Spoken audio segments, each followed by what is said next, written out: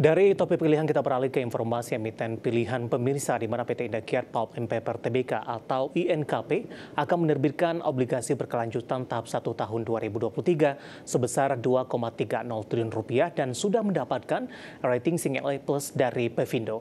Dan hasil penerbitan obligasi ini akan digunakan untuk kebutuhan pembangunan pabrik baru.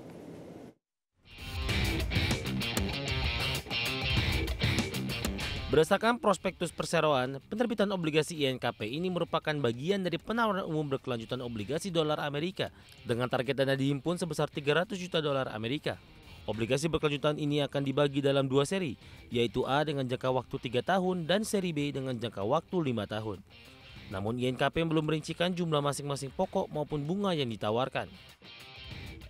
Bunga obligasi akan dibayarkan setiap 3 bulan sejak tanggal emisi, sesuai dengan tanggal pembayaran masing-masing bunga.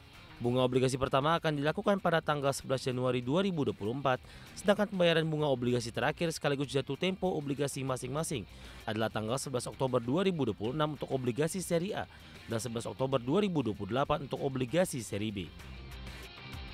Terkait dengan aksi korporasi ini, INKP telah memperoleh hasil pemeringkatan dari PT Pemeringkat Efek Indonesia atau Pevindo, Single A+, dan PT Kredit Rating Indonesia yaitu Double A.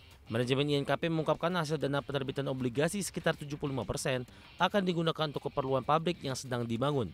Diperkirakan dana akan diterima seluruhnya di tahun 2026. Sisanya sekitar 25% akan digunakan untuk pembiayaan sebagian dari pekerjaan sipil. Berbagai sumber, ada Channel.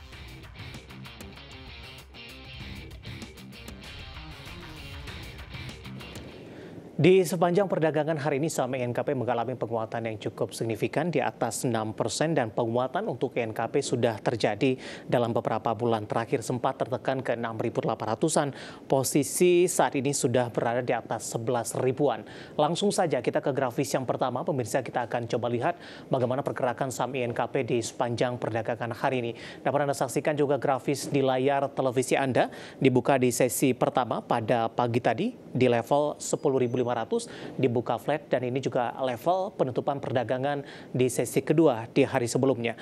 Kemudian pada pukul 9.05 saham INKP mengalami penguatannya sudah mulai terbatas ke 10.475, namun pada pukul 10.50 saham INKP mengalami penguatan yang cukup signifikan di 11.175 dan tampaknya ini merupakan level tertinggi di sepanjang sesi pertama pada siang tadi. 11.20 dan pada pukul 12 penutupan sesi pertama penguatan sudah mulai terbatas di 11.100, sementara di pembukaan sesi kedua penguatan juga makin terbatas di 11.050.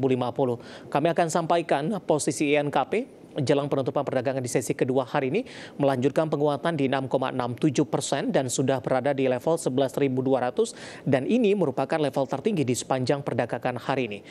Kita beralih ke grafis selanjutnya, bagaimana pergerakan saham INKP mengalami penguatan yang cukup signifikan, terutama dalam 6 bulan terakhir. Dapat Anda saksikan juga grafis di layar televisi Anda, pemirsa. Di perdagangan April masih bergerak di bawah 8 ribuan di 7.500, bahkan di 31 Mei ini mengalami koreksi yang cukup dalam dan meninggalkan level 7 ribuan tepatnya di 6.825. Namun di perdagangan Juni, Juli, dan Agustus penguatan signifikan terjadi dan terus berlanjut di sepanjang perdagangan September, meskipun beberapa kali perdagangan INKP mengalami koreksi namun berupaya bangkit kembali dan hari ini mengalami penguatan yang cukup signifikan dan sudah berada di atas level 11 ribuan. Posisi saat ini di 11.200. Nah, bagaimana dari sisi valuasi? Kita akan coba lihat ke grafis selanjutnya dengan beberapa indikator yang ada. Dari posisi price to earning ratio-nya ada di kisaran 7,54 kali, PSR-nya di 1,05 kali, PBV-nya di kisaran di 0,69 kali, dan PCFR-nya di kisaran 8,43 kali. Dapat Anda saksikan juga grafis di layar televisi Anda, pemirsa.